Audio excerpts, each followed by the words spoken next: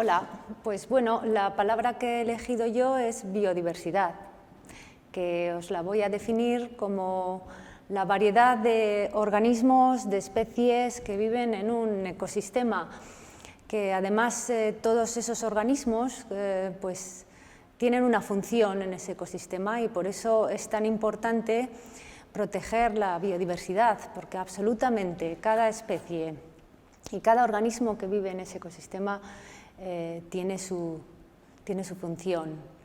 Y por eso es tan importante ahora que estamos perdiendo tantas especies en el planeta, el impacto que tiene en disminuir esa biodiversidad. Y cuanto más biodiversidad hay, pues es cuando podemos mantener un equilibrio en nuestro medio ambiente, nosotros siendo parte también de ese ecosistema.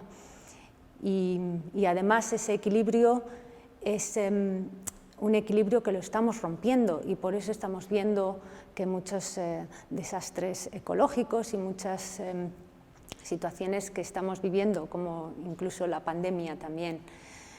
Por eso os animo no solamente a que sepáis lo que es la biodiversidad, pero también a protegerla.